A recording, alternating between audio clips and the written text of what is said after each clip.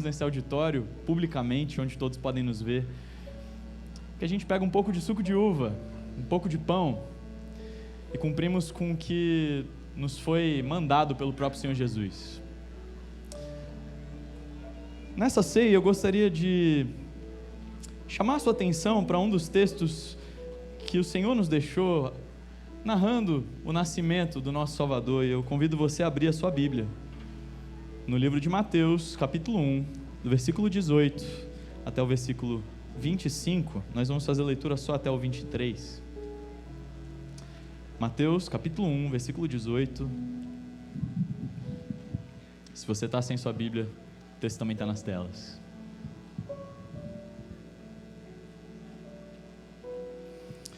Diz assim a palavra de Deus: o nascimento de Jesus Cristo foi assim. Maria, a sua mãe, estava comprometida para casar com José, mas antes de se unirem, ela se achou grávida pelo Espírito Santo. José, com quem Maria estava para casar, sendo um homem justo e não querendo envergonhá-la em público, resolveu deixá-la sem que ninguém soubesse. Enquanto ele refletia sobre isso, eis que lhe apareceu em sonho um anjo do Senhor, dizendo: José, filho de Davi, não tenha medo de receber Maria como esposa, porque o que nela foi gerado é do Espírito Santo. Ela dará à luz a um filho, e você porá nele o nome de Jesus, porque ele salvará o seu povo dos pecados deles. Ora, tudo isso aconteceu para se cumprir o que foi dito pelo Senhor por meio do profeta: eis que a virgem conceberá e dará à luz um filho, e ele será chamado pelo nome de Emanuel. Emanuel significa Deus conosco. O texto continua dizendo que José despertou do seu sono, fez como o anjo do Senhor lhe havia ordenado, recebeu Maria por esposa, não teve relações com ela enquanto não deu luz a um filho, a quem pôs o nome de Jesus.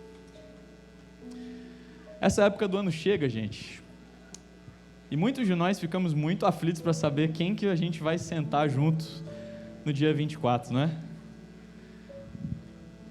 Muita gente correndo atrás de encomenda de comida, muita gente pensando se tem forno grande o suficiente para assar um frango ou um peru, gente pensando se comprou farinha suficiente para fazer uma boa farofa, e se o pudim vai render para todo mundo, né? E você se pergunta: será que meus pais vêm? Será que meus filhos vêm? Será que meus amigos vêm? E talvez seja o seu caso de que a sua mesa vai estar vazia. Você e seu pai, você e sua mãe, você e seu marido, você e sua amiga. Mas eu quero te dizer que, independente se a sua mesa está vazia, e talvez você não tenha recebido nenhum convite para esse Natal para se sentar na mesa de ninguém durante a ceia, existe uma grande ceia separada, não para aqueles que são unidos por um sangue que corre nas veias. Existe uma grande ceia e um grande banquete separado, não para aqueles que conquistaram o seu lugar entre os poderosos, entre os desejados, entre os populares. Quem encabeça essa mesa é o Rei dos Reis e Senhor dos Senhores, o nosso Salvador Jesus Cristo. O nascimento de Jesus não é uma fábula, meus amigos e minhas amigas. O nascimento de Jesus não é uma desculpa que nós encontramos para olhar preço de passagem para fazer um voo longo para encontrar nossa avó, nossos pais, nossos filhos. O nascimento de Jesus é um fato real que separou história entre antes e depois. A verdade disso se encontra entre as duas grandes promessas cumpridas no nascimento de Jesus e que o anjo informa José. O nome dele será Jesus, porque ele vai salvar o seu povo dos seus pecados. Para que se cumpra o que está escrito, de acordo com o profeta Isaías, no capítulo 7, versículo 14, eis que a virgem conceberá e dará à luz um filho, e ele será chamado pelo nome de Emanuel, Deus conosco. O meu e o seu grande problema, meu querido e minha querida, não é que nós não conseguimos cumprir com as nossas metas durante esse ano. Não é porque não conseguimos cultivar tantas amizades quanto gostaríamos. Não é porque não conseguimos ainda ir no shopping e vamos ter que enfrentar filas absurdas pelos próximos dias. Não é porque não temos descansos de prato e os talheres mais bonitos, não. Nosso grande problema tem por nome pecado. Por mais que tentássemos, por mais que eu e você pudéssemos tentar limpar nossa barra, sempre estaríamos sujos diante da mesa de Deus. Mas o nascimento de Cristo é a garantia de que alguém tão maior, tão mais justo, tão mais santo, digno de se assentar na mesa de Deus, se fez pequeno e sujou-se para que nós pudéssemos ser limpos diante da presença de Deus. O Deus Filho se fez homem para que homens como eu e você pudéssemos ser feitos filhos de Deus. Isso não é apenas uma memória, meus queridos. Não é apenas algo que carregamos no peito como a saudade de um ente que partiu, não. É uma realidade presente, porque Ele é Emmanuel, Deus conosco. Não precisamos ouvir dos outros como é se assentar na mesa de Deus. Temos cadeira para nós e Ele nos chama. Não precisamos que ninguém nos diga que estamos autorizados a sentar na presença de Deus, porque Ele mesmo puxa uma cadeira e nos chama. A ceia de Deus, a celebração que é um ensaio da eternidade, não depende do nosso calendário, a ceia do Senhor que é estendida para todo aquele que crê que Jesus é o Filho de Deus encarnado, de que nele há perdão de pecados e nele há a presença viva do nosso Deus, acessível a todos nós. Então, meu querido e minha querida, se você é um discípulo de Jesus, batizado, membro de uma comunidade local, eu te convido a ficar de pé nesse momento. Meu irmão, minha irmã que está de pé agora, eu convido você a fechar seus olhos por um momento. Traga à memória seus pecados, o peso daquilo que fez com que Cristo precisasse tornar-se tão pequeno e morrer morte tão terrível em seu lugar. Mas logo, logo abre os olhos, porque virão nossos irmãos e irmãs com o pão e com o suco de uva, o vinho. Receba-os e espere, porque vamos provar deles todos juntos. Mas para você que está sentado, meu amigo e minha amiga, que talvez para você seja uma das poucas oportunidades que você teve na sua vida de ouvir falar do Natal, não como a festa da união, da alegria, da paz, mas a festa do Senhor Jesus, o Deus que se fez menino e viveu entre nós. Pense você, não no pão e no vinho, mas pense no próprio Cristo. Pense você, de quão importante é que você ouça esse convite para se assentar a essa mesa. Saiba que existe uma cadeira disponível para todo aquele que, confessando os seus pecados, crê no Senhor da mesa, o Senhor Jesus Cristo, que é perdoador e presente. Enquanto isso, cante, lembrando esse doce evangelho. Nossos irmãos e irmãs vão trazer o pão e o vinho.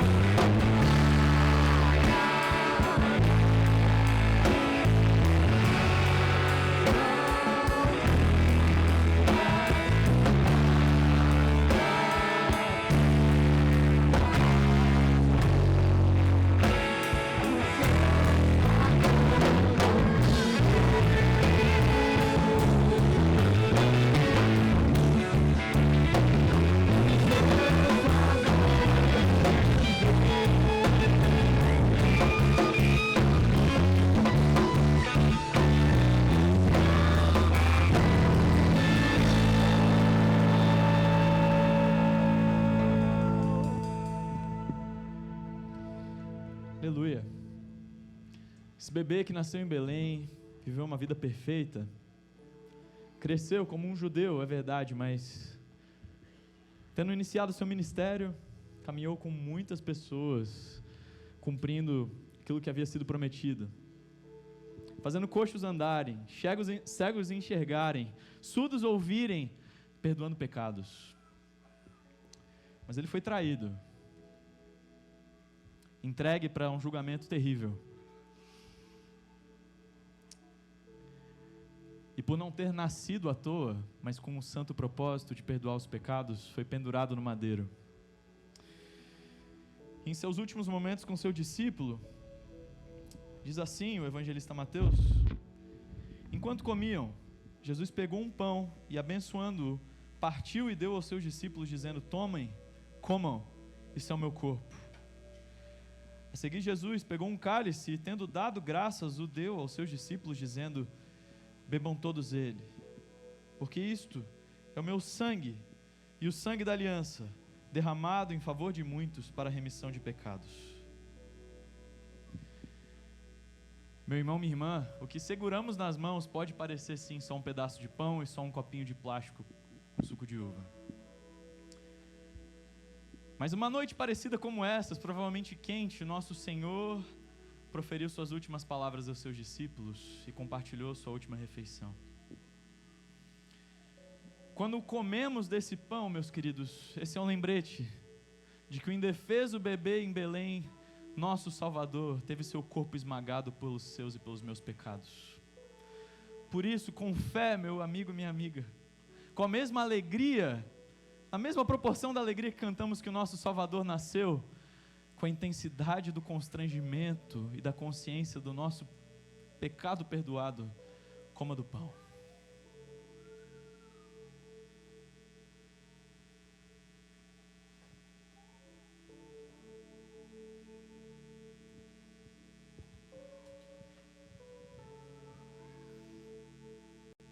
Esse suco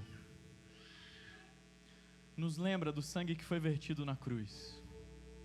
O sangue do inocente, o sangue do justo, o sangue daquele que é o único que é bom. Enquanto ele escorre pelas nossas gargantas, é lembrado que a ira de Deus foi derramada sobre ele, de que ele de fato verteu seu sangue, mas que esse sangue está sobre nós, e por isso Deus não nos olha mais com ira como pecadores, mas como justificados filhos do Senhor. Então, meu irmão, minha irmã, com fé, como quem vê o próprio Cristo diante de você, sangrando na cruz, beba do suco.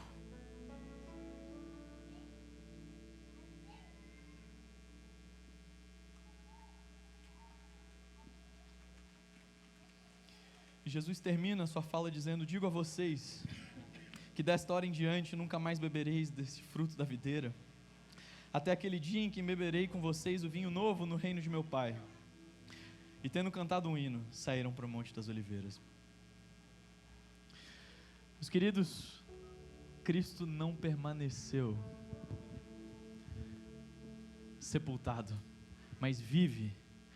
Não apenas nasceu, morreu, ressuscitou e vive. Por isso, eu convido você a fecharmos nossos olhos para orarmos diante de Cristo, com fé.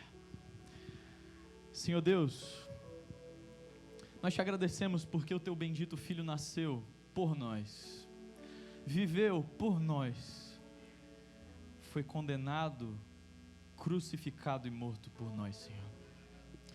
Meu Deus, nós éramos os rebeldes, os sujos, Senhor. Éramos nós os publicanos e as prostitutas, Senhor. Deveríamos ser afastados dos arraiais, Senhor, sermos enxutados das casas, Senhor, baterem as mãos, tirando a poeira diante de nós, Senhor, baterem os pés, dizendo para nos afugentarmos. Mas o Senhor, meu Deus, nos amou de tal maneira que se humilhou a Cristo, se fazendo como um de nós, Senhor. Tomaste as nossas dores, Cristo, tomaste os nossos pecados, Senhor, nossos erros diante do Pai, ó meu Senhor.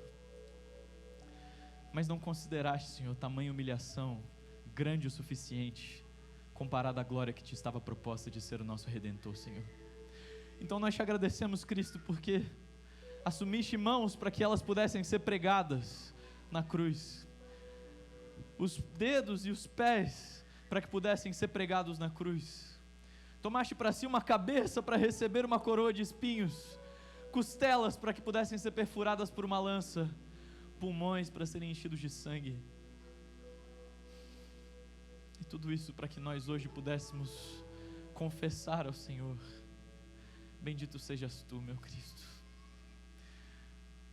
Meu Senhor, te bendizemos porque essa verdade não permanece sepultada, Senhor, debaixo de uma grande rocha, mas é uma verdade viva porque tu ressuscitaste. Cristo, vivifica os nossos corações, a nossa fé, para além das árvores, dos adereços, das ceias e das mesas fartas, ó Jesus. Somos muito honrados de estarmos sentados na tua mesa, Jesus. Então nessa noite, mas ao longo desse final de ano e para o ano que vem, queremos exaltar o teu nome, nosso Salvador e Redentor. Que nossa vida não seja em vão, Senhor, nós pedimos, e que cumpramos com obediência aquilo que o Senhor nos disse: partir do pão, beber do cálice e anunciar o teu reino até que tu venhas, Senhor. Te aguardamos ansiosamente, Jesus. Amém. Irmãos, no nosso culto nós temos um momento para adorar o Senhor com as nossas ofertas. Bonito porque uma das passagens seguintes ao texto que lemos é que depois de Jesus ter nascido, homens de muito poder, de muita riqueza, levaram presentes maravilhosos a Jesus. De certa forma, coisas que Jesus não precisava, coisas luxuosas, coisas preciosas. Mas é para nós um lembrete. Claro, ofertamos porque queremos contribuir com a obra do Senhor. Ofertamos porque queremos de fato sustentar missionários, porque queremos ser misericordiosos com as nossas comunidades, mas quando ofertamos, há também um gesto de reconhecimento que o rei sobre as nossas vidas não é o dinheiro, nem aquilo que nos foi dado, mas é sim o Senhor de todas essas bênçãos, o Senhor do céu e da terra, o Senhor Jesus. Então, o convite para você é: oferte, bem dizendo o nome de Jesus. As informações estão no QR Code, estão no cartão que está atrás da sua cadeira. Faça isso com generosidade e sinceridade no seu coração e cante junto também, exaltando esse Senhor Jesus.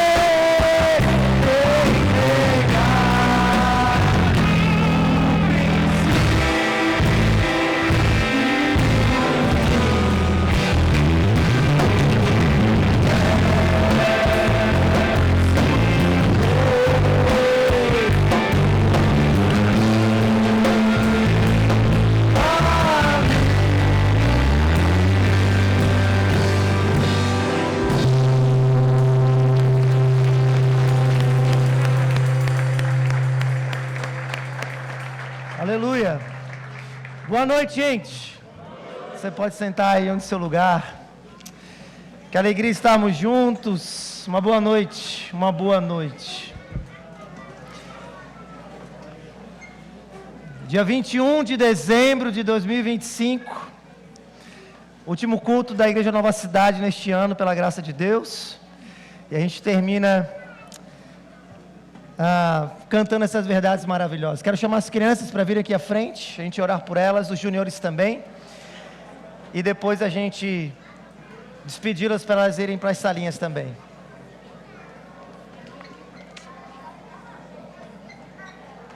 Venham, crianças.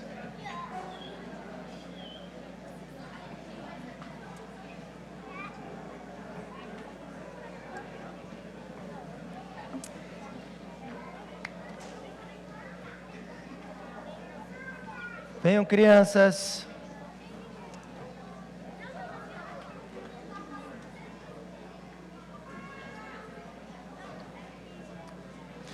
Vamos orar, estenda suas mãos aqui, vamos orar mais uma vez. Vamos orar, crianças. Senhor, muito obrigado. Todos os domingos estivemos aqui durante esse ano. E a Tua mão nos sustentou. E o Senhor nos abençoou de maneiras que a gente não consegue nem dimensionar. Estendemos as nossas mãos mais uma vez, porque a Tua obra, Senhor, silenciosa, misteriosa, como o vento que sopra para onde quer, ó Espírito, sopra nos corações dos nossos filhos e filhas, e te pedimos que Tu faça eles nascerem para uma nova vida em Cristo Jesus, para que eles vejam, entre e sejam participantes do Teu reinado, para que eles sejam salvos, e aprendam a viver não para si mesmos, nem para o príncipe deste mundo, mas para Ti e para o Teu Filho, nosso Salvador. É no nome dEle que nós te pedimos, o nosso Senhor, que assim seja. Amém. Amém. As crianças podem ir? Enquanto as crianças, elas vão para as salinhas, eu quero te pedir para você levantar mais uma vez e cumprimentar duas pessoas que você ainda não falou, pode ser? Levante aí e cumprimente. Uma ou duas pessoas que você não falou ainda. Dê um bem-vindo, uma bem-vinda. Pergunte o nome. Pergunte de onde veio, tá bom? Show de bola. Maravilha.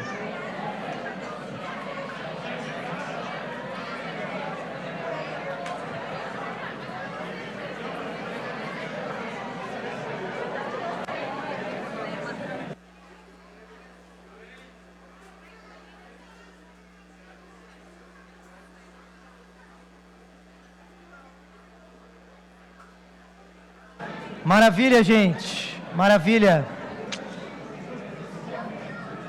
Se você quer receber o guia da pregação, que é um documento que ajuda você com perguntas e respostas, para você acompanhar o fluxo do sermão, levante sua mão aí e fique com a sua mão levantada até que alguém da recepção entregue para você, tá bom?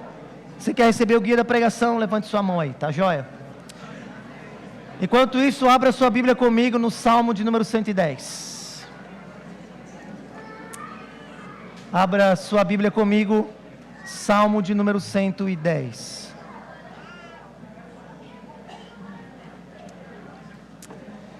Maravilha, gente. Como é bom estarmos juntos, não é? Que alegria. Você que está visitando a gente pela primeira, segunda vez, ou já veio em outros momentos, deixou de vir e voltou a vir, seja muito bem-vindo, seja muito bem-vinda. A gente está muito feliz que você está aqui com a gente, tá bom? De verdade. Seja muito bem-vindo, tá bom? Maravilha, bom, gente. Mês de dezembro, nós começamos essa série chamada Os Cânticos do Messias. A palavra Mexia significa literalmente escolhido ou escolhido. Isso tem a ver com uma grande profecia e uma grande esperança, uma promessa. Nós vivemos numa sociedade secular, cuja religião foi deixada de lado, e nós somos constantemente influenciados a olhar para o futuro e organizar a nossa vida com expectativas que não têm mais a ver com religião. Infelizmente, religião no Brasil se tornou algo muito da esfera privada, de decisões particulares, de uma força que te ajude a conquistar o que você quer. E isso é muito complicado, porque a Bíblia vai justamente ao contrário dessa mentalidade. O que a Bíblia nos mostra é uma narrativa de uma esperança essencialmente religiosa, de que existe um Deus criador, que governa a história, e que por mais que este mundo que Ele criou foi tomado de corrupção, perversão, e a gente experimenta morte, injustiça e sofrimento em inúmeros níveis. Não faz muito tempo em que, ali no sul da ilha, numa das trilhas de uma das praias mais belas, a Praia do Matadeiro, uma mulher jovem foi brutalmente assassinada de manhã cedo. De manhã cedo. No norte da ilha, uma jovem foi sequestrada, violentada sexualmente e foi deixada na madrugada num dos bairros do norte da ilha, sem roupa, para ser abandonada. Você olha para a política, para os governos, e você vê que aqueles que receberam nossa autorização, nosso voto, nossa confiança, para melhorar as coisas, para estabelecer justiça, que estão com o nosso dinheiro, dos nossos impostos, do nosso suor, estão cada vez ficando mais ricos, mais poderosos, acima de uma linha em que os problemas não lhe afetam, porque eles estão trancados em grandes condomínios, andam em carros blindados, e quando as coisas apertam no nosso país, eles fogem para lugares melhores do que o nosso, e entra ano e sai ano. Eu não sei se você lê jornal, mas as notícias não são boas. Ficamos cada dia mais velhos, mais enrugados, e cada vez mais céticos e brutalizados na nossa alma. Mesmo pessoas como nós, que somos religiosos, que vamos à igreja, que lemos livros de teologia, o tempo passa e parece que as verdades de Deus já não brilham mais como brilhavam antes. Você não sabe como é difícil organizar um culto e ter que convencer as pessoas que Deus é digno da música, do louvor, da adoração. Você não sabe como é difícil se levantar no púlpito, abrir um texto e tentar motivar pessoas cujo coração já se brutalizou, porque parece que perderam a expectativa e a esperança daquilo que Deus prometeu fazer na história. Sabe por que eu e você precisamos de cultos como esse? Porque é fácil anestesiar a alma. Sim ou não, gente?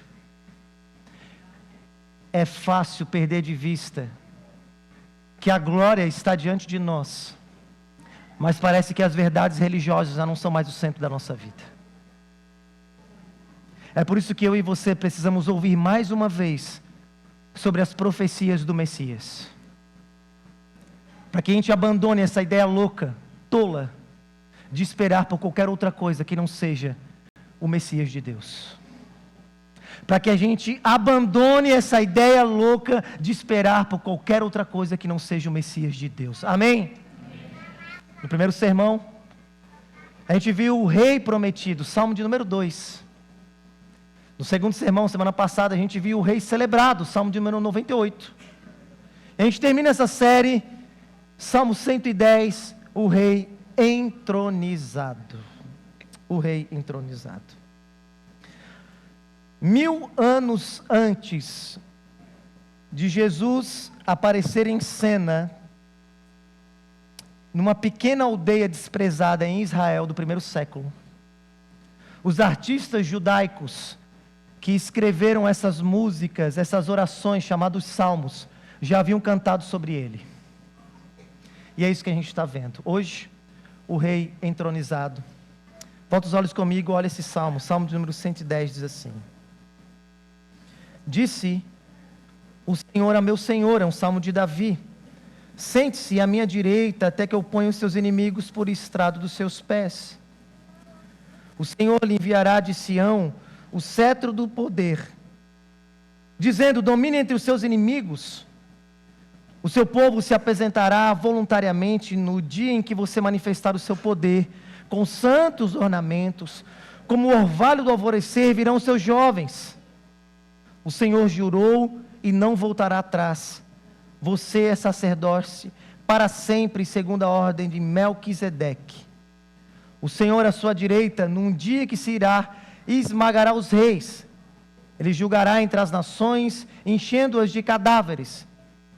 Esmagará cabeças por toda a terra, e no caminho beberá água na torrente, e passará de cabeça erguida. O rei entronizado. Só um minuto que tem um merchan aqui, a coisa não é fácil, gente.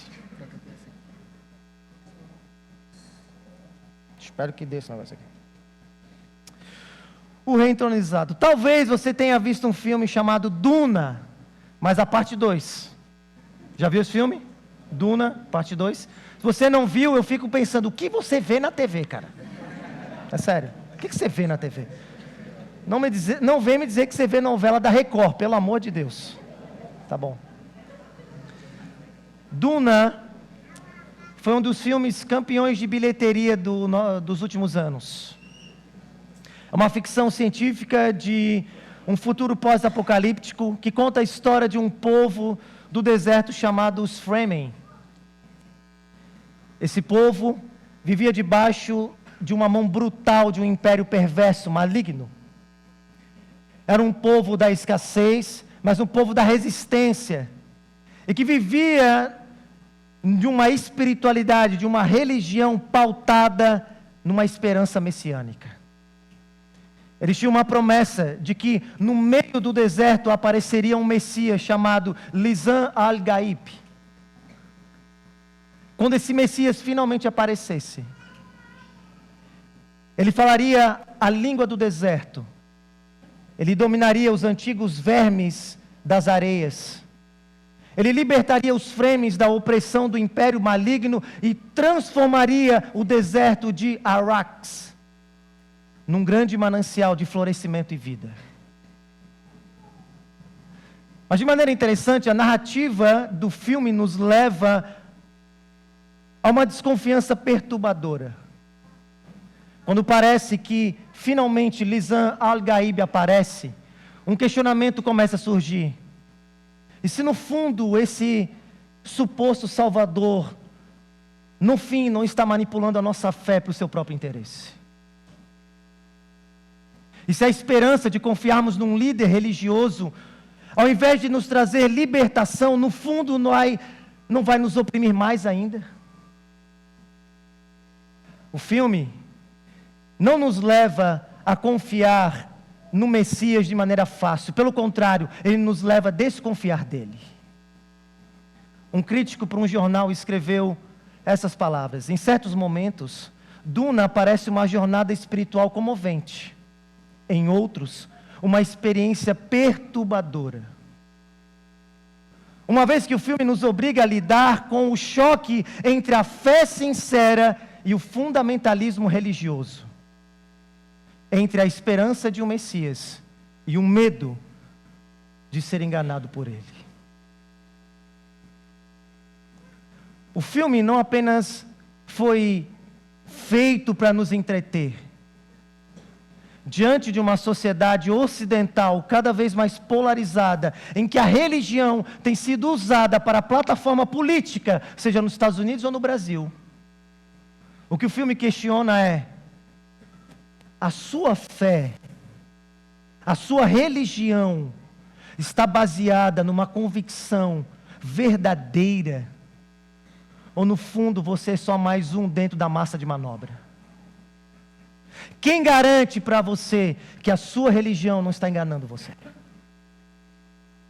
Quem garante que você não está vivendo numa farsa? Quem garante que aquilo que você crê, no fundo, está sendo usado para que os poderosos façam aquilo que eles querem? Você não acha que o filme é perspicaz? E você não acha que assistir Duna, não sobre a lente de um futuro pós-apocalíptico distópico, mas sobre a lente do que está acontecendo agora, não serve para mim, para você?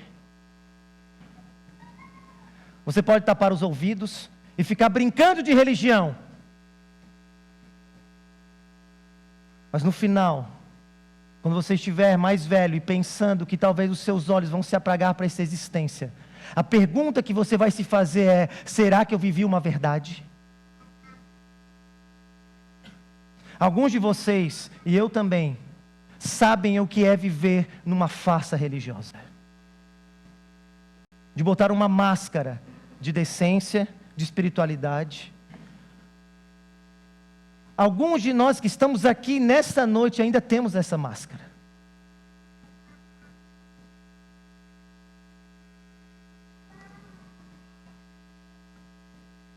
Você vive sobre essa tensão perturbadora entre uma fé verdadeira e um fundamentalismo religioso. A sua religião só é religião porque você se acostumou a ela. Porque sua família espera que você a pratique. O quanto você está disposto a ir pelo Messias que você diz que espera. O quanto a sua vida, o quanto o melhor de você está sendo entregue para aquilo que você aguarda com expectativa. É nesse contexto que o Salmo 110 foi escrito. O povo judeu também vivia debaixo de uma promessa. Eles não eram uma sociedade secular. Eles eram uma sociedade essencialmente religiosa. Eles não esperavam por economia, nem por um humanismo de que eles teriam saúde, vigor, para eles cumprirem seus sonhos. Eles sabiam que os povos ao redor, e que eles mesmos eram sujeitos a todo tipo de corrupção, e para eles, só uma intervenção do céu poderia consertar as coisas. E por isso eles carregavam dentro de si, e por isso as famílias ensinavam os seus filhos em casa. É por isso que eles iam até o templo para ouvir os sacerdotes. Era por isso que eles celebravam as festas, porque eles não permitiriam que o seu coração fosse roubado a esperança do Messias. Essa era a razão, é a razão do porquê eu e você temos que fazer a mesma coisa. Davi, que tinha sido não apenas o principal rei, mas um dos únicos que conseguiu em alguma medida ser uma representação fiel do Senhor, de Deus na vida daquele povo. Possivelmente ele está no final da sua vida, ele está olhando para dentro de si mesmo, e na história, Davi teve um reinado que chegou no seu ápice, e quando ele chegou no ápice, ele caiu. Ele percebeu que havia tanto mal dentro dele, quanto nos povos que não adoravam o Senhor. Ele mesmo estragou tudo com suas próprias mãos. E ele viu, mesmo dentro do próprio reinado dele, o povo se corromper e se desviar, e perder a expectativa. Os inimigos estão nas fronteiras, os sacerdotes são corruptos, a sua família real, os seus filhos, foram piores do que ele mesmo. Um dos seus filhos quis matá-lo e tomar o reino à força. É nesse contexto que Davi escreve o Salmo 110, dizendo que o povo deveria esperar um outro rei, de que ele não era o Messias, de que mesmo da sua descendência, talvez eles não veriam, mas eles deveriam continuar mesmo após Davi sair de cena, alimentar o seu coração de uma expectativa de que o Deus do céu que prometeu vir consertar as coisas, finalmente cumprisse. O Salmo 110, gente, vai falar de uma figura que está acima de qualquer ser humano. Vai mostrar quem ele é, vai mostrar o que efetivamente ele oferece, e o que acontecerá quando ele aparecer definitivamente na história. Eu quero te dizer que algumas mensagens você pode ouvir e ir para casa. Outras, você simplesmente não pode ficar do mesmo jeito. Se você escuta agora mesmo que o Avaí subiu para a Série A, aconteceu um problema, o Avaí subiu para a Série A. Alguns vão ficar muito alegres, outros a vida não vai mudar, sim ou não? Mas se você soubesse que nesse exato salão, embaixo da sua cadeira, tivesse um detonador de bombas, e faltar 1 minuto para essa explosão acontecer e matar todos aqui, você ficaria do mesmo jeito? Mensagens como essa são bombásticas. Você precisa fazer algo a respeito dela. Eu não vou brincar nessa noite com você. Eu não vou brincar de religião com você. Eu quero dar o peso devido, porque, como a gente tem dito aqui na Nova Cidade, a sua vida importa. Eu não sei o quanto você tem levado a sua vida com seriedade. Deveria. Mas a sua vida importa. Se você não tem levado a sua vida com a seriedade que ela deve, o Senhor tem levado. E é por isso que o Senhor nos chamou nessa noite para ouvir um sermão como esse. A ideia desse sermão, gente, é que o Natal é um anúncio de que aquele menino que nasceu na manjedoura já é o rei entronizado nos céus, diante de quem toda a história se curvará um dia. Eu repito, o Natal é o anúncio que o menino que nasceu na manjedoura é o rei entronizado, diante de quem toda a história se curvará um dia. A grande decisão que você vai ter que tomar nessa noite é: de que lado da história você estará quando tudo isso acabar? De que lado da história você estará quando tudo isso acabar? Para ser sincero com vocês, ser pastor é uma jornada bem emocionante. Num único dia, você está numa casa visitando uma família que acabou de ter o seu primeiro bebê. Na hora do almoço, você vai até o Outback, ou agora a concorrência, Coco Bambu, para celebrar o aniversário de um jovem com 20 anos, ou uma jovem de 20 anos, que tem uma vida pela frente. E naquela mesma semana, você vai ao cemitério, enterrar uma pessoa que o Senhor Deus chamou para si. É muito emocionante. E uma das coisas interessantes é que, eu não sei se você já esteve diante de pessoas como essa, eu já estive diante dos meus 2 pais, a um passo da morte. E sempre quando você está diante de uma pessoa que pensa que as luzes dessa existência estão se apagando, é ali que o coração dela vem para fora. E geralmente eu escuto a mesma coisa: ah, pastor, se eu pudesse voltar atrás, se eu tivesse mais tempo, se eu pudesse voltar atrás, eu faria tanta coisa diferente. Eu gosto sempre de perguntar: o que você faria de diferente se você tivesse mais tempo, se você pudesse voltar atrás? A resposta é sempre a mesma: eu amaria mais Jesus do que eu amei.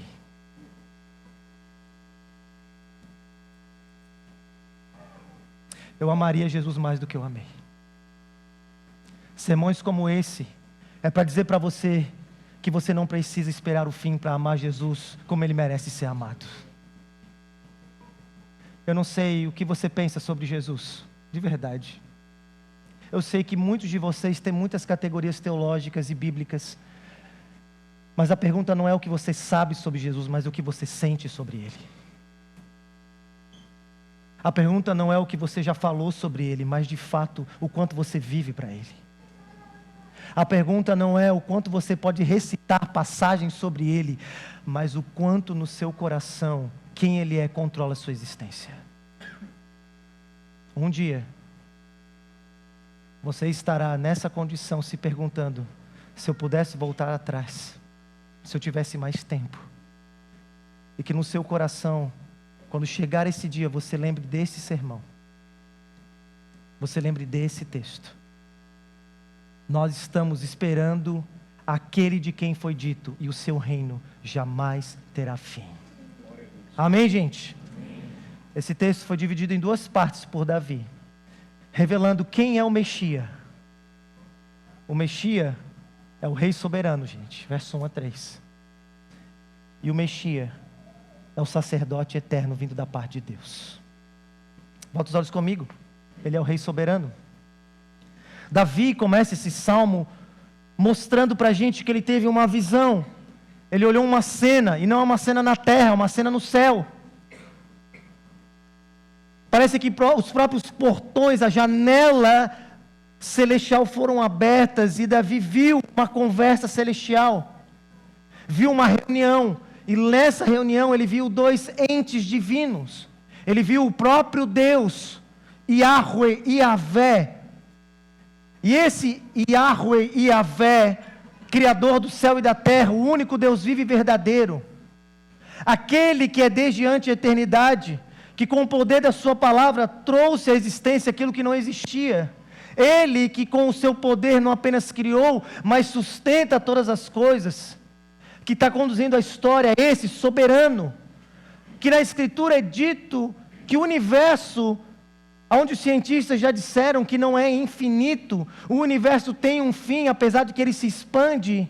Esse que é infinito, que trouxe o universo à existência, esse cujas galáxias, os planetas, as estrelas, estão na palma da sua mão, e a nossa mente não consegue alcançar. Esse que é terrível em glória, em perfeição, esse Deus que olhou uma humanidade caída, rebelde, corrupta, que viu quem nós seríamos. E quando eu falo nós, eu não estou me referindo só eu e você, nós, toda a raça humana. Que viu homens traindo mulheres, que viu crianças sendo abusadas na sua infância, que viu assassinato, latrocínio, corrupção, mentira, que fez o mundo e o universo como uma expressão da perfeição do seu próprio caráter, de justiça, paz e amor, e ordenou que o mundo funcionasse assim, e colocou os seres humanos para ser uma representação de quem é esse Deus que viu uma raça se rebelar contra ele, mesmo sem ter consciência. Esse Deus se vira para um outro ser celestial, a quem Davi chama de meu Senhor. Disse Yahweh ao meu Senhor: senta-se à minha direita, até que eu ponha os seus inimigos por estrado dos seus pés. Davi está dizendo de que ele entendia que ele não era o Messias, que por mais que ele tinha levado o reino de Israel a uma glória, ainda assim era uma glória pequena. Ainda que Israel, no Antigo Testamento, mais de 3.000 anos antes da nossa era, vivesse um tempo de paz relativa, ele entendia que ele não era aquele pelo qual traria a glória de Deus e o conserto do mundo novamente. A paz que Davi conseguiu era relativa, porque os inimigos do povo de Deus, os povos que viviam em volta, ele teve que fazer conchaves econômicos e políticos para manter essa paz. Ele tinha que manter ainda os exércitos nas fronteiras para manter a paz. E Davi então diz que nessa cena celestial, Deus vira para esse ser e diz: senta-se à minha direita. Essa expressão, sentar-se à direita de Deus, não é uma expressão de conforto, de alguém que está cansado e precisa descansar, mas é uma entronização, você me entende? Assentar-se à direita, ao lado direito, e eu que sou canhoto fico chateado com essas coisas, sentar-se à direita significa ocupar ao lado do ser mais glorioso a glória eterna, estar na mais alta posição que possa existir. Eu não sei se você já foi no show de pagode, deveria, mas geralmente em cima ficam os camarotes, e é uma inveja danada para quem vai ficar no camarote, na parte de cima, no destaque. É quase isso.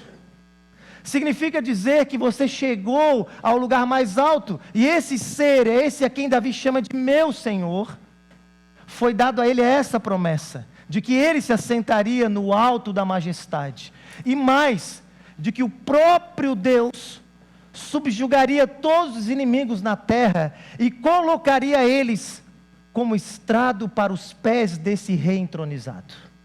Essa imagem é tirada das batalhas antigas, quando um rei vitorioso finalmente terminava a guerra, os seus inimigos eram trazidos acorrentados e colocados deitados no pé do trono do rei vitorioso, para que ele colocasse o pé no pescoço dos seus inimigos, como um símbolo de triunfo final, de que aquela batalha finalmente chegou ao seu fim, e de que aquele inimigo estava completamente derrotado. Essa é a imagem. Foi isso que Davi viu no céu. Mas mais do que isso, não apenas o que ele viu no céu, isso não é apenas uma visão etérea, subjetiva. Davi vai dizer no verso 2 que isso é o desenrolar da história. Não apenas o que ele viu, mas aonde isso vai acontecer. O verso 2 diz que ele então, o Senhor enviará de Sião o cetro do seu poder, dizendo: domine entre os seus inimigos. Davi não quer que o povo erre. Davi está dizendo: isso vai acontecer fisicamente, literalmente na terra. E isso vai acontecer a partir de uma região que ele chama de Sião. Sião é um dos apelidos dado à capital em Israel chamado Jerusalém, porque lá ficava um monte chamado Monte Sião. Então na Bíblia, Sião, Jerusalém são palavras correlatas, para dizer que naquele lugar, o Senhor determinaria que o rei apareceria, e de lá ele governaria sobre toda a terra um dia, e todos os seus inimigos seriam colocados debaixo dos seus pés. Perceba, a palavra cetro é um instrumento de ouro que os reis carregavam, que era um símbolo de poder. E é isso que está sendo dito, que é um rei, um governante, alguém poderoso. Esse rei não governaria porque ele manipularia as pessoas. Esse rei não governaria porque ele teria que impor a sua força. Esse rei não teria que provar o seu valor, porque quando ele aparecesse e começasse a manifestar, olha o que diz o verso 3, o seu povo se apresentaria voluntariamente. Essa palavra é importante. O seu povo se apresentaria voluntariamente no dia em que você manifestar o seu poder. E olha a expressão, como santos ornamentos. Significa que aqueles que reconheceriam de Sião esse rei soberano, esse Senhor exaltado, esse escolhido, quando aqueles que percebessem que ele era o escolhido de Deus, eles voluntariamente se entregariam. Eles mudariam suas vestes como uma figura de mudar suas atitudes, mudar suas mentalidades, abandonar antigas expectativas e passar a esperar por Ele. Significa uma mudança na forma de viver. E mais, como o orvalho do alvorecer virão os seus jovens. Pare e pense, a juventude, não apenas na modernidade, mas na antiguidade, sempre foi um símbolo de rebeldia, sim ou não? Um símbolo de autonomia, de finalmente você viver por si mesmo, de você fazer agora o que você quer, porque você não está mais debaixo de autoridade nenhuma. Mas no dia em que o Messias aparecer e exercer o seu poder, e passar a reinar, até mesmo os jovens seriam renovados, e deixariam de viver para si mesmo, e se sujeitariam à autoridade dele. Você não acha uma promessa gloriosa?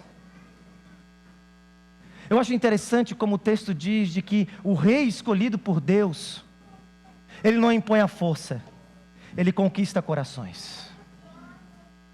Diante da sua beleza, diante da sua majestade, diante da sua graça e do seu amor leal, o que esse Messias vindo da parte de Deus faz, ele não abusa da fé das pessoas. Ele não usa de pessoas como massa de manobra. Esse Messias cativa corações e faz aquilo que nenhum outro pode fazer. mudar corações de dentro para fora, que eles amem esse rei voluntariamente. O texto fica em suspenso, mas a gente sabe, o tempo passou, 1000 anos se passam. Michael Gorin, que é um estudioso do Novo Testamento, diz que mais de 20 movimentos em torno de uma figura messiânica aparecem em Israel durante esse período, mas todos os impérios conseguem aplacá-los, com exceção de um. Qual movimento que nem mesmo o maior império que já existiu conseguiu aplacar, gente? O movimento de Jesus. Eu quero que você entenda que o que Davi está dizendo aqui, ele está falando sobre esse a quem nós adoramos, Jesus de Nazaré, o Cristo, o Messias.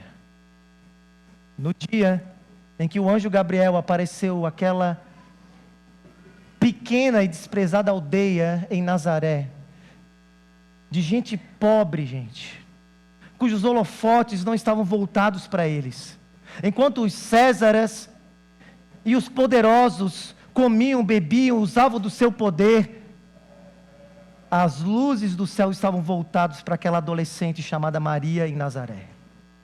Quando o anjo aparece, de maneira interessante, o anjo dá uma notícia que revela ecos do Salmo 110.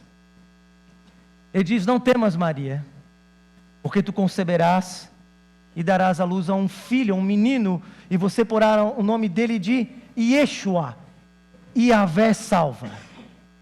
Ele será chamado Filho do Deus Altíssimo, e Deus lhe dará o trono de Davi, seu pai, e ele reinará sobre a casa de Jacó, e o seu reino jamais terá fim. Você ouviu os ecos do Salmo 110? É sobre ele. Esse é o Rei Jesus. Sabe qual é o problema? O problema é que quando Jesus apareceu, a humanidade não o reconheceu voluntariamente. Sabe qual foi o problema? Ao invés de homens e mulheres reconhecerem nele o cumprimento das profecias e vestirem-se com santos ornamentos e renovarem seus corações e entregarem a ele o seu maior vigor, endureceram o seu coração e lhe perseguiram. Tanto é fato que quando os fariseus, que era um grupo religioso mais importante, começou a questionar a autoridade de Jesus, Jesus usa o Salmo 110 para mostrar a hipocrisia deles. Eles começaram a dizer que Jesus, na verdade, era um filho postiço, bastardo, de uma menina perversa e de um homem corno. Começaram a dizer que ele era filho de uma prostituição, e de que ele não tinha autoridade para dizer e fazer as coisas que eles faziam, porque eles estavam esperando por outro Messias, um Messias que se adequasse à expectativa deles. Então Jesus diz: então, vocês realmente acham que é outro Messias que haverá de vir? Eles: sim. Então Jesus diz: mas Davi no Salmo 110, diz que o Senhor disse ao Senhor dele: ora, como que o Messias pode ser um ser meramente humano se Davi está chamando ele de meu Senhor, tornando ele divino? Ele diz que os fariseus se calaram, porque eles não tinham respostas. Porque você pode ser uma pessoa religiosa e ainda não conhecer Jesus. Porque você pode frequentar templos religiosos e ainda não ter a narrativa da Escritura no seu coração. Porque você pode ter decência e moralidade, mas ainda Jesus não é o seu Messias. Porque você pode decorar versos do Antigo e do Novo Testamento de cor, mas não é por Jesus que você está esperando. E sabe qual é o ponto? O problema é que Jesus jamais vai ficar refém às nossas expectativas. Diante desse Messias, ou você conhece ele profundamente de verdade, ou você para de brincar de religião. Ou você leva ele com a seriedade que ele exige, porque foi dado a ele o trono das alturas, foi dado a ele o centro da história, foi dado a ele revelar os mistérios da eternidade. Ou ele é quem ele diz exatamente ser, ou ele não merece nada de nós. De maneira interessante, toda pessoa que recebe uma graça, de ter nem que seja um pequeno vislumbre da beleza e da grandeza desse Messias, voluntariamente se entrega a Ele. Isso foi verdade em relação a você? Essa semana aqui nós tivemos o privilégio de receber Rodolfo Abrantes aqui na nossa igreja, quarta-feira, não é mesmo? E eu não sei se você sabe quem foi Rodolfo Abrantes, mas esses dias, num dos mais famosos podcasts do nosso país, o entrevistador fez uma pergunta para ele: Rodolfo, deixa eu te fazer uma pergunta, por que você não canta mais as músicas do Raimundos? O que tem de mais que você simplesmente se recusa a cantá-las? E se você recebesse todo o dinheiro, se você recebesse cachê, você não cantaria? E a resposta de Rodolfo foi a resposta de alguém que sabe do que o Salmo 110 fala. Ele diz: você não está entendendo. Quando eu estava no Raimundos, eu cantava daquilo que eu acreditava e daquilo que eu vivia. Mas aconteceu algo que mudou radicalmente a minha vida. Não tem a ver com música meramente, com show business, com comércio. Não tem a ver com ganhar dinheiro ou manter a fama. Significa que simplesmente agora eu canto daquilo que eu creio que eu vivo. Eu não posso mais cantar as coisas que eu vivia, porque eu não sou mais aquilo. Eu não sou mais quem eu era. Eu sou um discípulo de Jesus agora. É sobre Ele que a minha vida gira agora. Você me entende? Se você está aqui, você não é um seguidor de Jesus. Você ainda está tentando entender sobre a fé cristã. Eu sei que o movimento evangélico no Brasil é complicado. Eu sou pastor, pô. Eu passo muita vergonha em todo o cadastro que eu tenho que fazer, pô.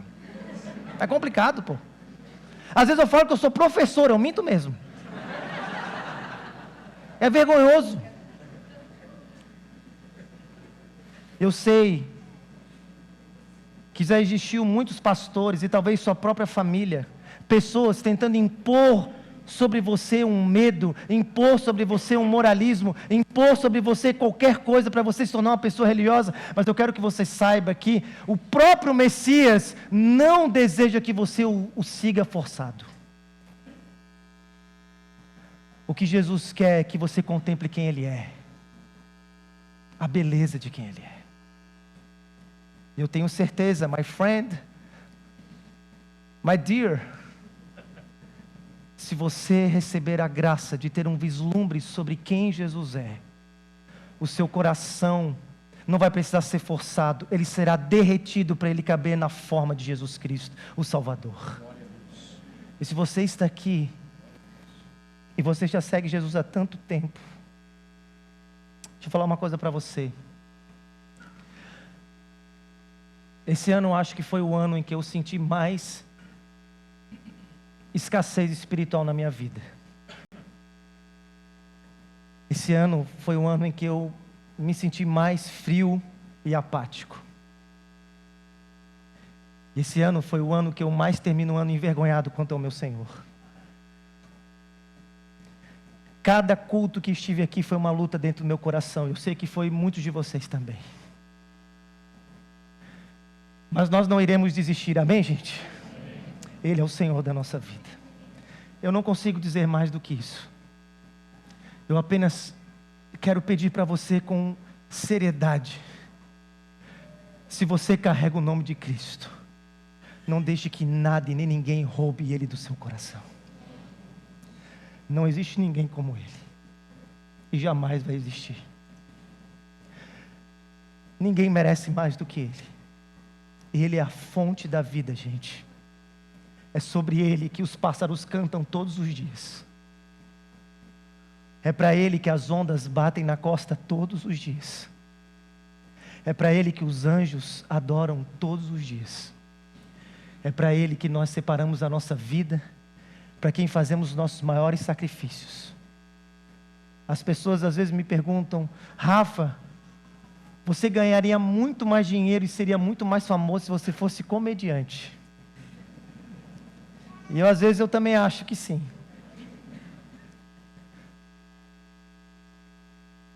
Mas um dia o Senhor me achou nas esquinas dessa cidade. Ele me achou. Ele me encontrou. quando eu estava perdido. Perdido. E Deus sabe quanto eu estava perdido. E Ele me encontrou, gente. E desde então, tudo mudou. Eu termino o ano, e talvez essa é a aplicação para você, fazendo uma oração sincera no meu coração: Senhor, não deixe que a vida brutalize a minha alma, ao ponto de eu perder a maravilha de te amar com toda a força do meu ser. Amém, gente? Essa é uma oração que você precisa fazer hoje, então faça, meu irmão e minha irmã. Não saia daqui sem fazer essa oração. Ele é o Rei soberano. Ele é o Rei soberano que está reunindo um povo voluntariamente, que vai entregar tudo de si para Ele um dia. Amém? Mas o texto avança. E a parte final, no verso 4, diz que Ele não apenas é o Rei soberano, Ele também é o sacerdote eterno. O verso 4 faz uma virada e o texto diz que Davi vê uma outra cena. Não apenas uma promessa, mas agora um juramento. Perceba, o texto diz que o Senhor jurou. E Ele não voltará atrás. No hebraico significa, Ele não se arrependerá. Significa que Deus fez um juramento, empenhou sua palavra, colocou todas as suas fichas nisso, e tem a certeza que valerá a pena.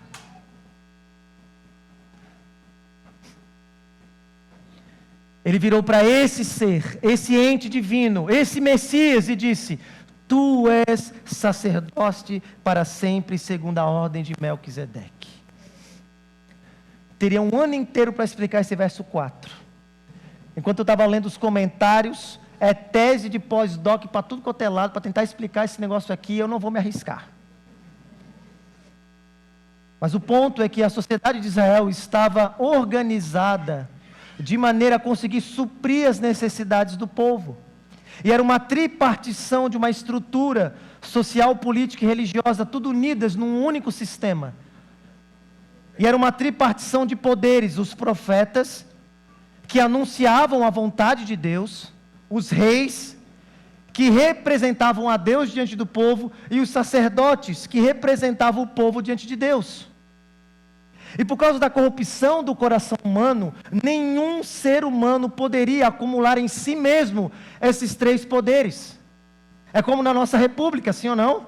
Nós não temos profetas, sacerdotes, alguns que se acham reis, é verdade. Mas na nossa Constituição também é assim. Ali é dito que os três poderes precisam ser independentes e harmônicos.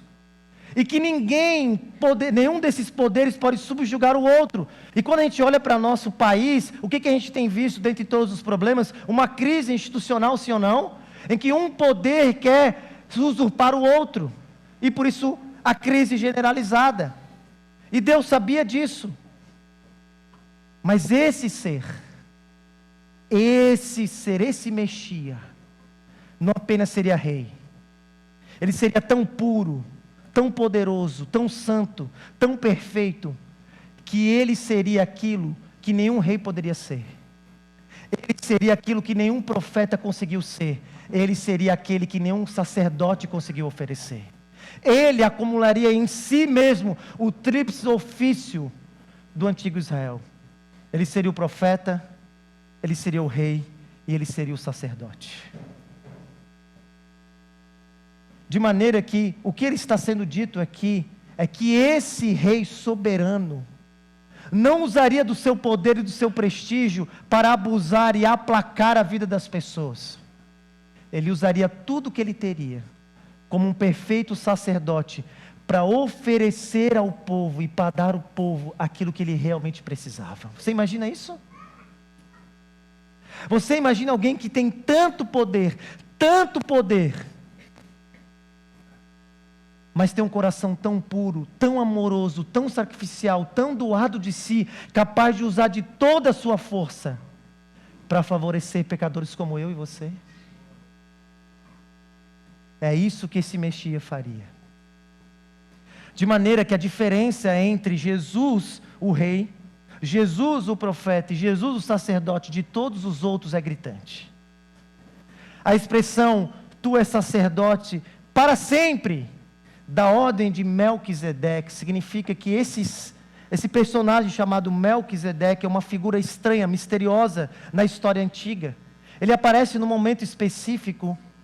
E Abraão, que era o patriarca da nação, quando está diante dele e havia vencido batalhas, reconhece nele uma figura divina, se curva diante dele e lhe paga tributo e imposto como um símbolo de que Abraão reconhecia que ele estava acima de tudo, de todos, de que ele era glorioso. E que Davi está dizendo é o seguinte: o nosso sacerdote não vai passar.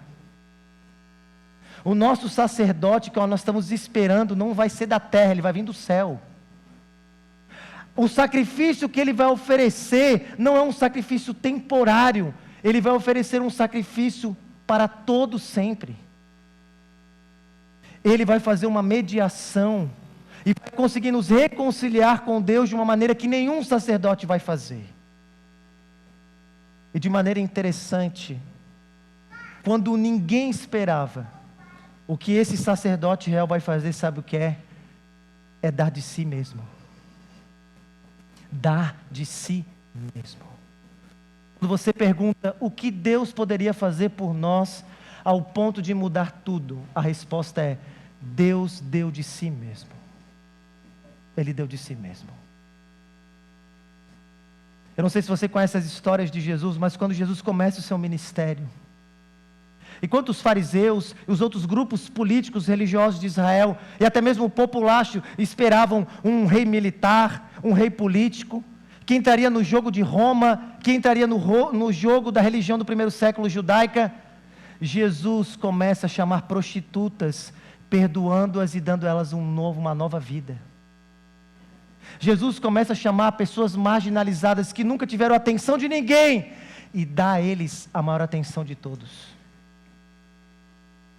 Jesus começa a falar para os pequeninos e aqueles que nada são, que Deus olhava por eles e que eles se mantivessem firmes e com fé, eles herdariam um reino prometido.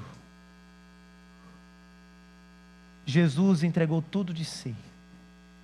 E a pergunta que fica para mim e para você diante desse ponto é: o que você precisa que Jesus não possa te oferecer? Eu te pergunto, o que você precisa que Jesus não tenha e que Ele não possa te oferecer? Pare e pense.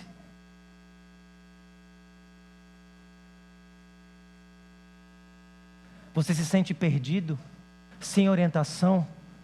Ele é a estrela da manhã que guia os peregrinos na sua jornada.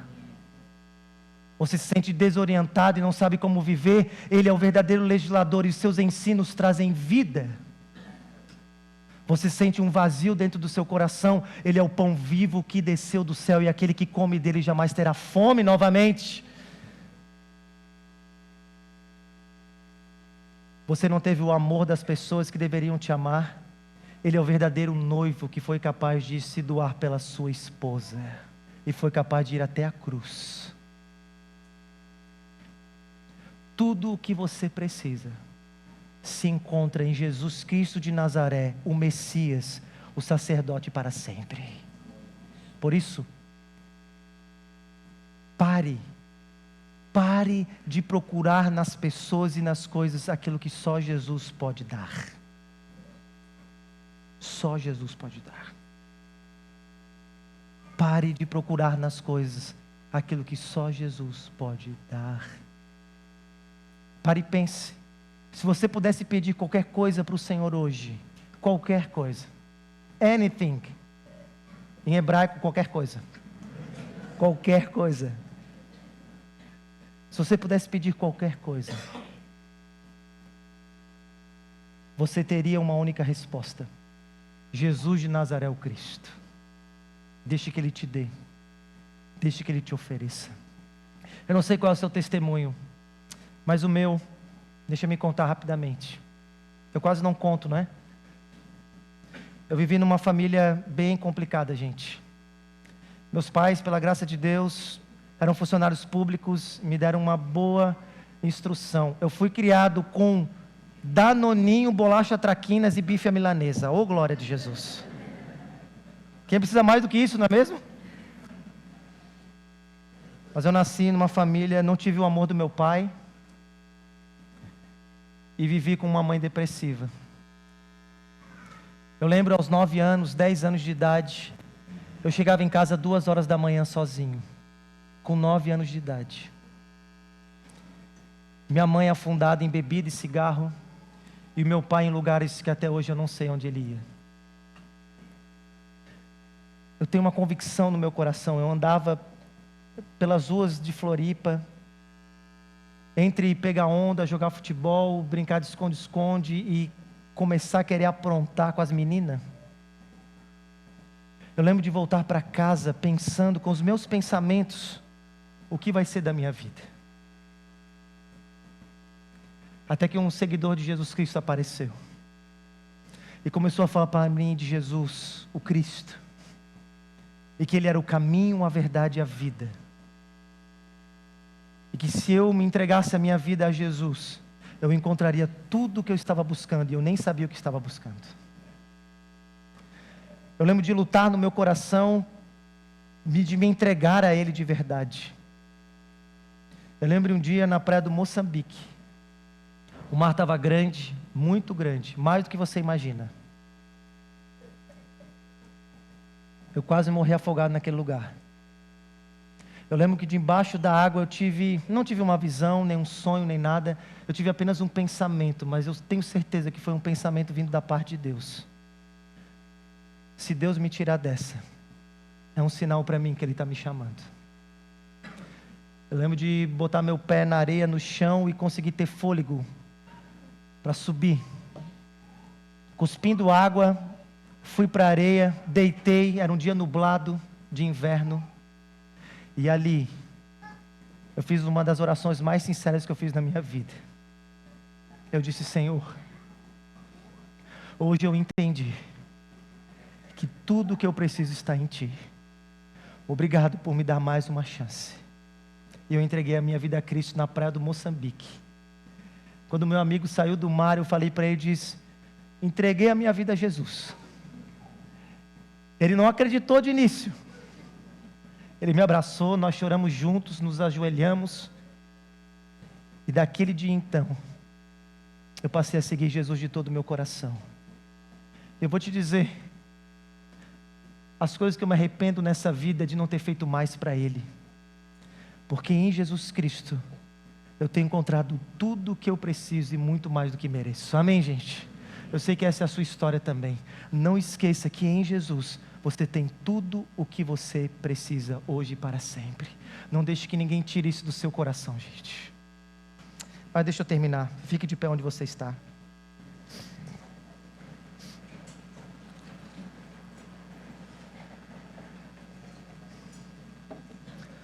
Do verso 5 ao verso 7, quero que você olhe ali na tela.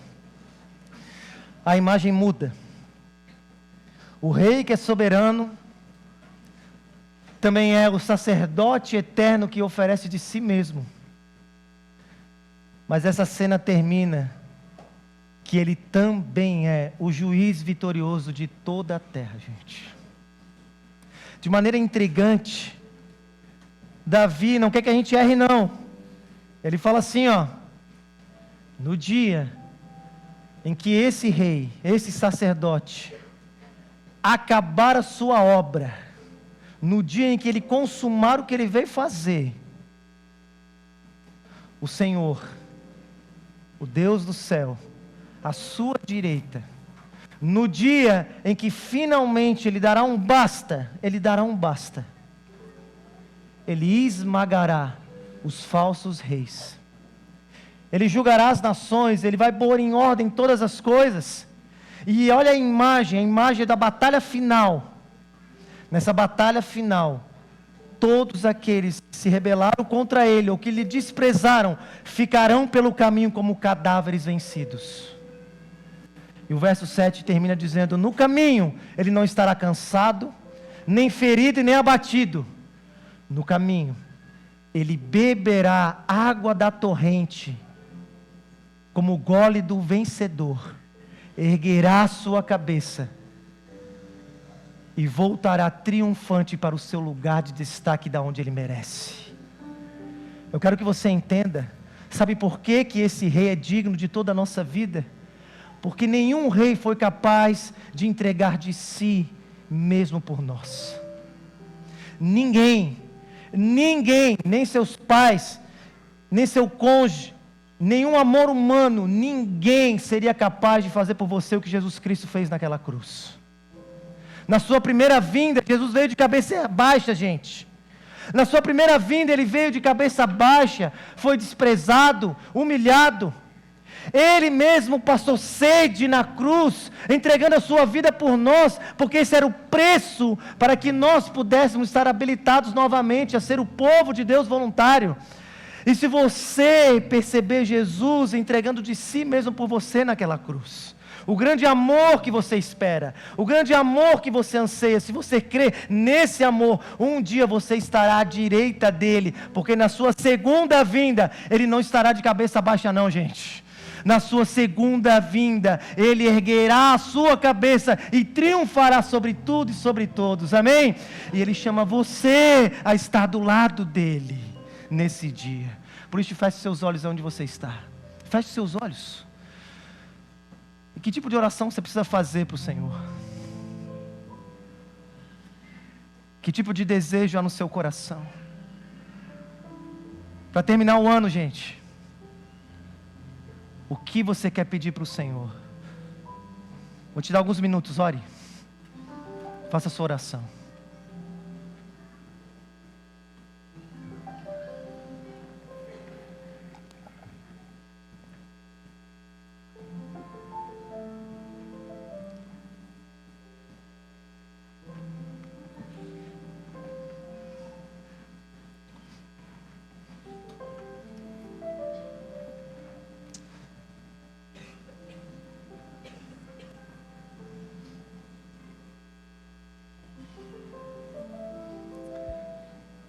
Amém, aleluia. Eu quero te dar um desafio ainda maior.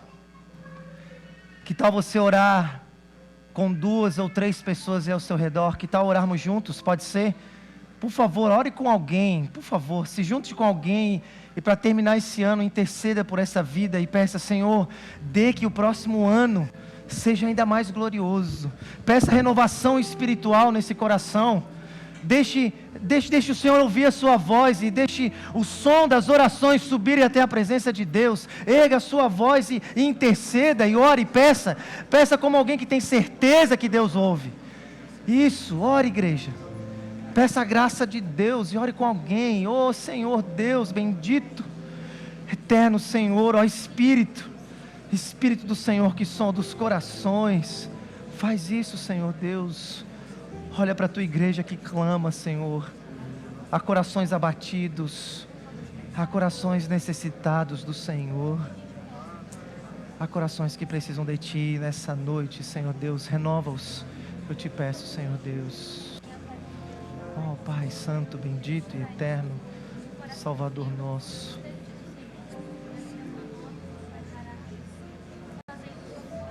Faz isso, Senhor Deus.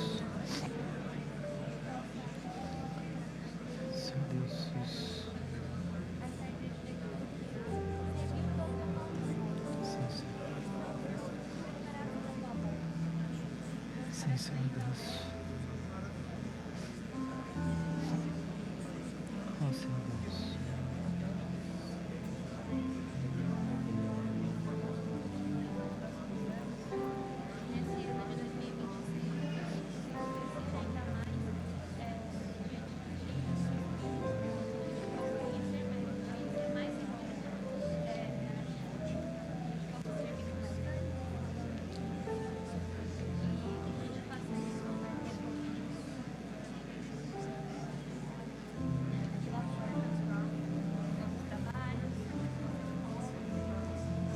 Aleluia, aleluia, louvado seja o nome do Senhor, bendito e eterno Salvador. Obrigado por mais umas noites, Senhor, juntos, pela Tua misericórdia sobre nós. Faz, Senhor, faz a Tua obra, Senhor Deus. Isso, Senhor, abençoa o Teu povo, Pai, bendito, Senhor, bendito, Senhor Deus.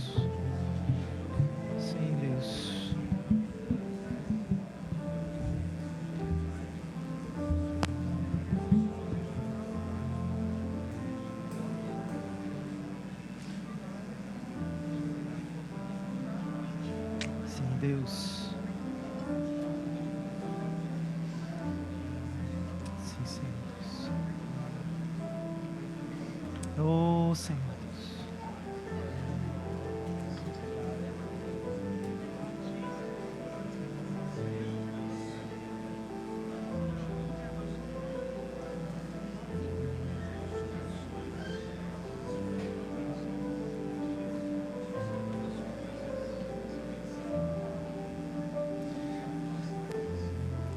Quero terminar esse sermão lendo para você as palavras do apóstolo Pedro. Quando Pedro pregou o seu primeiro sermão no livro de Atos, diante daquela multidão que tinha visto a morte de Jesus Cristo e ouvido falar da sua ressurreição, diante daquele povo que tinha as promessas, mas não reconhecia Jesus, o Messias, ele diz: irmãos, permitam-me falar claramente a respeito do patriarca Davi. Ele morreu e foi sepultado, e o seu túmulo permanece entre nós até hoje. Ele não era um Messias, mas sendo, pois, profeta, e sabendo que Deus lhe havia jurado que um dos seus descendentes se assentaria no seu trono, prevendo isto, referiu-se à ressurreição de Cristo, que nem na morte foi deixado, nem o seu corpo experimentou corrupção, mas Deus ressuscitou esse Jesus. Disto todos nós somos testemunhas, amém?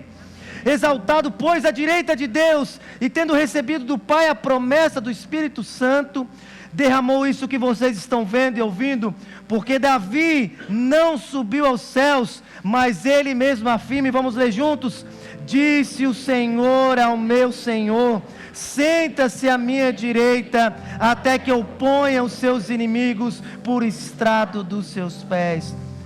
Portanto, diz Pedro, toda a casa de Israel, toda a igreja Nova Cidade, toda Florianópolis esteja absolutamente certa de que esse Jesus que vocês crucificaram, Deus o fez Senhor e Cristo, amém? Um dia Jesus aparecerá de cabeça erguida,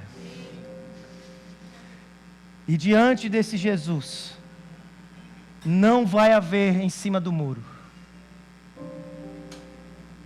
Quando Simeão pegou o menino Jesus nos braços, ele virou para Maria, sua mãe, e disse: esse menino está destinado à contradição.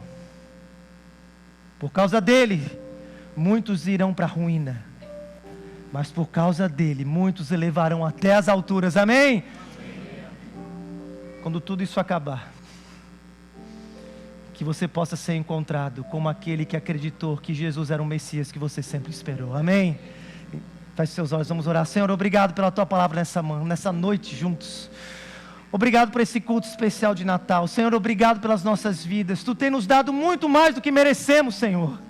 Senhor, muito obrigado pela tua misericórdia, porque o Senhor tem sido paciente com a gente. Senhor, tu tens sido paciente de maneira que nós não seríamos com nós mesmos, Senhor Deus. Tu tens sustentado a nossa história. Tu tens nos dado chances, vez após vez, porque o Senhor é tardio e irá-se, cheio de amor leal e de misericórdia para com o seu povo. Senhor, obrigado porque todos os domingos estivemos aqui diante da tua palavra e o teu Espírito renovou a nossa fé. Senhor, eu oro por mim, eu oro pelos meus irmãos e eu te peço, Senhor Deus, ó Espírito, vem sobre essa igreja de uma maneira especial, Senhor Deus. Renova os corações, Senhor Deus. Faz nessa igreja algo novo, Pai. Quebranta os corações, desperta os sonolentos. Ó Deus, dá uma percepção divina da tua presença no nosso meio, Senhor Deus, e que essa igreja possa se encher de pessoas renovadas como orvalho, como alvorecer, entregues a ti voluntariamente, o Senhor da nossa vida. Senhor Deus, faz a tua obra no nosso meio, eu te peço, desperta-nos, Senhor, para a tua glória. Senhor Deus, nós precisamos de ti, e nós terminamos esse ano e terminamos, Senhor, essa jornada de 2025 aos teus pés, dizendo: precisamos de ti, vem sobre nós, Senhor Deus, vem sobre nós, Senhor Deus, vem sobre nós, Senhor Deus, eu te peço, traz, Senhor, um frescor e uma renovação espiritual em nossos corações, pois nós precisamos de ti, Senhor Deus, tu és o Senhor da nossa vida, e nós te amamos, Senhor.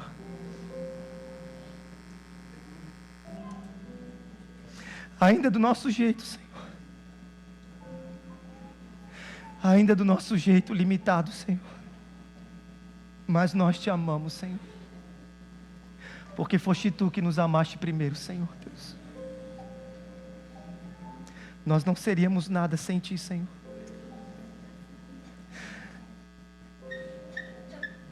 Nós não sabemos quem seríamos se não fosse o Senhor, ó Deus. E por isso, Senhor, tem misericórdia de nós. E vem sobre nós mais uma vez, eu te peço. Senhor, se eu pudesse te pedir como pastor dessa igreja, Senhor, que 2026 seja um ano de um avivamento real para essa igreja local, Senhor Deus. Que cada coração, Senhor, dessa igreja local seja tomado pelo Teu Espírito de uma maneira nova, Senhor Deus. De uma maneira surpreendente, Senhor. Eu te peço, Senhor, custe o que custar, Senhor. Faz isso por essa igreja local, Senhor. Não deixe, Senhor, que sejamos religiosos mornos, Senhor. Não deixe, Senhor, que sejamos religiosos apáticos, Senhor. Mas faz brilhar dentro de nós a luz de Cristo, nosso Salvador, e o vigor do Espírito. Eu te peço isso em nome de Jesus. Amém, Senhor Deus. Feche seus olhos, vamos cantar. Vamos cantar de todo o nosso coração, pode ser?